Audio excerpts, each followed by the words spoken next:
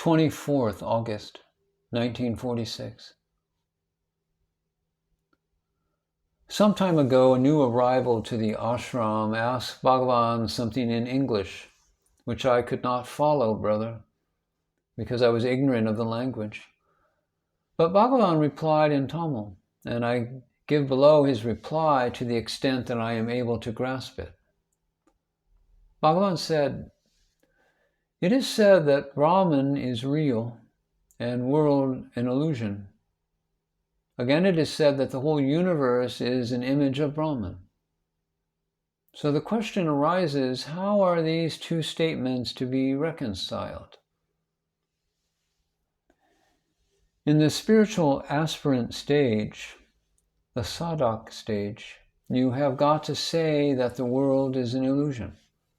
There is no other way, because when a man forgets that he is Brahman, who is real and permanent and omnipresent, and deludes himself into thinking that he is a body in the universe, which is filled with bodies that are transitory, and labors under that delusion, you have got to remind him that the world is unreal and a delusion. Why? Because his vision, which has forgotten its own self, is dwelling in the external material universe and will not turn inward to introspection unless you impress on him that all this external material universe is unreal. When once he realizes his own self, and also that there is nothing other than his own self, he will come to look upon the whole universe as Brahman. There is no universe without his self. So long as man does not see his own self, which is the origin of all, but looks only at the external world as real and permanent, you have to tell him that all this external universe is an illusion. You cannot help it.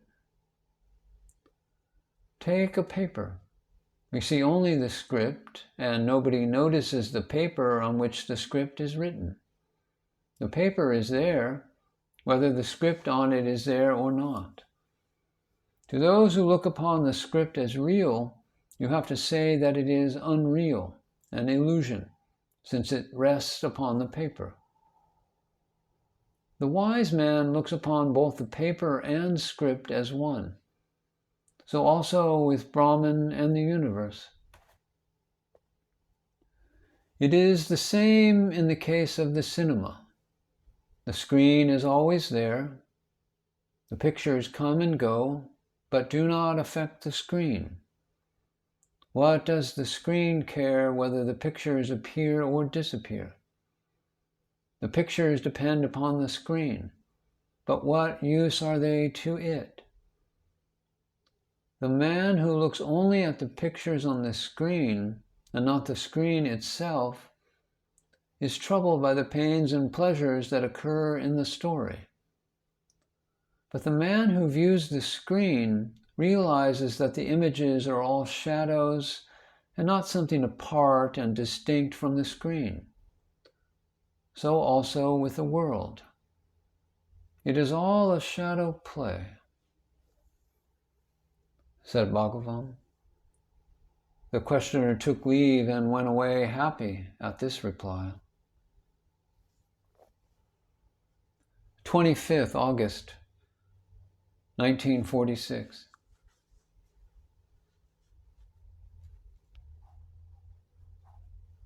Europeans whom you sent with a letter of introduction came here by car the other day. It was the day before yesterday, brother. An American lady also came with them. Yesterday morning they went round the town and after visiting Skanda Ashram reached the ashram by midday. After making all arrangements for the return journey, they came into the hall at 3 p.m. and sat down.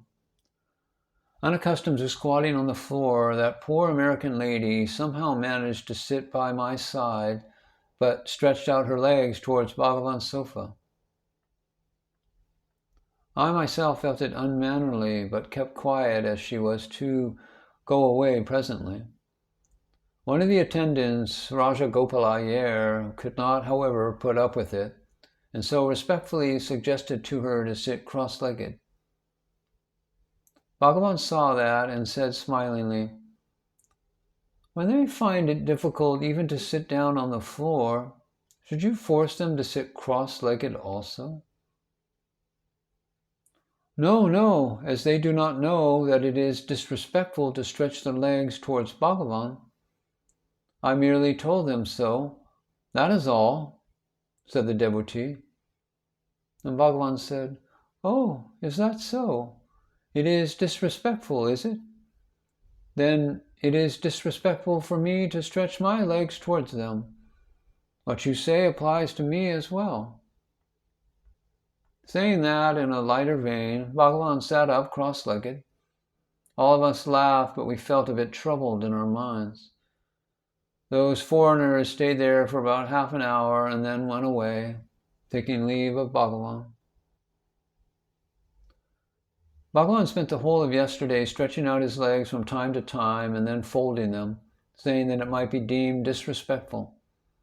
His legs get stiff in 10 minutes if he folds them, and the stiffness will not disappear unless the legs are stretched out for at least half an hour afterwards, not to speak of the pain that results. This afternoon, when I went into the hall, there were not more than 2 or 3 persons there. Bhagavan began stretching his legs, saying, "I do not know if I can stretch them. They say it is not good manners." Poor Raja Gopal Iyer was standing there crestfallen and with a repentant look. Bhagavan is, after all, full of compassion. He stretched out his legs as usual, and we all felt happy. Looking at me, seated in the hall, he began telling us the story of Avayar. Seeing that Sundaramurthy was going away on a white elephant which had come from Kailas, the Raja of Chera whispered in the ear of his horse a mantra and got upon it to go to Kailas. Avayar, who was at the time doing puja to Lord Ganeshan, saw them both going to Kailas and so tried to hurry up the puja, as she too wanted to go to Kailas. Seeing that, Ganesha said, "Old woman, don't hurry. Let your puja be performed as usual. I shall take you to Kailas before they reach it." Accordingly, the puja was performed in due course. Waving his hand round, he said, "Old lady, close your eyes." That was all. When she opened her eyes, she found herself seated in Kailas in front of Parvati and Parameshwara. By the time Sundaramurthy and Chera Raja reached the place, they found her already seated there. Surprised at that, they asked her how she had gotten there. She told them how Lord Ganesha helped her. They were overjoyed to hear how her bhakti was rewarded ultimately. She was very old, and so she sat opposite to Parameshwara with her legs outstretched like me. Parvati could not bear that sight. She was worried because to sit with legs thus stretched out towards Swami, she felt, was a great insult. She respectfully suggested to Parameshwara that she should be permitted to tell the old lady about it. "Oh, don't speak, don't open your mouth. We should not say anything to her," said Ishwara. "Even so, is not Parvati his better half? How could she put up with that insult?" She therefore whispered into the ear of her maid to tell the old lady about it. That woman approached the old lady and said, "Grandma, Grandma, don't keep your legs outstretched towards Ishwara." "Is that so? Tell me on which side Ishwara is not present. Shall I turn this side?" said Avayar. So saying, she turned her outstretched legs to the other side when Ishwara got turned that side. And when again she turned to a different side, he also got turned the same side. Thus Swami got turned to whichever side she turned her legs. Looking at Parvati, Ishvara said, "Do you see now? You would not listen to me.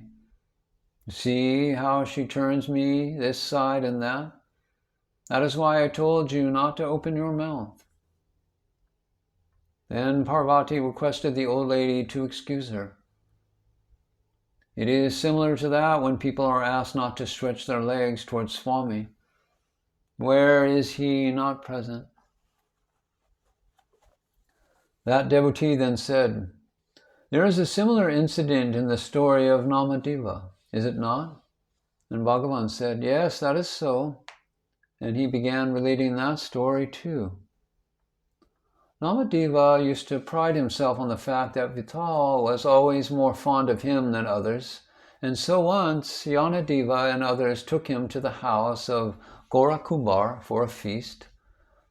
After food, all of them sat in a row, and during conversation, one of them said in an allegorical manner to Gorakumbar, "You are used to making good pots, aren't you?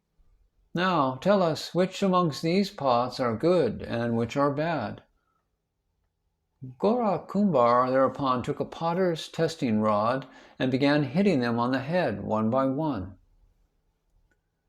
They all kept quiet out of regard for him and just kept their heads bent. When it came to the turn of Namadeva, he expressed his resentment at the procedure and refused to undergo the test. Kumbar forthwith declared that that was an immature pot. All the others burst into laughter at that. Poor Namadeva could not contain his anger. He began saying that they all had conspired together to humiliate him, and thus he went to Vital with tears in his eyes to complain. "Well, what is the matter?" asked the Swami, and Namadeva related the whole story. "That is all right, but tell me, what did the others say when they were tested?" asked Swami. "They all shut their mouths and bowed when tested with the rod," Namadeva said, and Vital answered, "And you?" "Am I like them? How intimate I am with you. Am I to be beaten like that for a test?" Vital said, "That is called ahankara, ego. All of them knew my real self and had a contented mind. You are not so." "But you are kind to me, and what more is there for me to know?" "That is not it. You must serve elders if you want to know the truth. What am I? If you dance, I dance. If you laugh, I laugh. If you jump, I jump. If you find out the truth, you will not have these jumpings and bumpings." "But you say elders. Who is there older than you?" "Who? There is a temple in the nearby forest. In that temple there is a sadhu. Go to him and you will realize the truth." When Namadeva went to that temple in the forest, he saw an unkempt man lying there. How could this man be a sadhu, he thought, and when he went closer to that person, he found the legs of the man on a linga. Shuddering at the sight, he said with trepidation, "Sir, what is this? You are putting your legs on the head of God." And that man said, "Oh, Nama, is that you?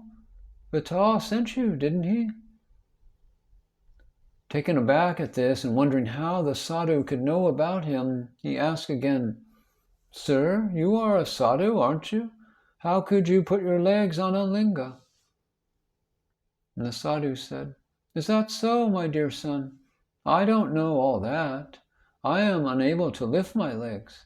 Will you please lift them for me and move them away from the linga?" Namadeva, agreeing to do so, lifted them and tried to put them elsewhere, but found that there was another linga there also. Thus, wherever he tried to put the legs of the sadhu, he found a linga there, and so finally he placed them on himself when he himself became a linga. That is to say, by the touch of those holy feet, he had the dawn of knowledge of the self. Namadeva stood up dazed, and the sadhu asked, "Yes, do you now realize the truth?" "Yes, I have realized." He bowed before him, went home, sat in his room, and got immersed in deep meditation and contemplation, and stopped going to Vital. After some days, Vital came there running and asked him, "Nama, how is it you haven't been coming to me of late?" When Namadeva said, "O Lord, where is the place in which you are not present? I see you here at all times. I am you, and you are me. That is why I do not go to you." "Oh, I see. That is good." So saying, Vital vanished. Bhagavan concluded the story and simultaneously released the legs that were kept crossed.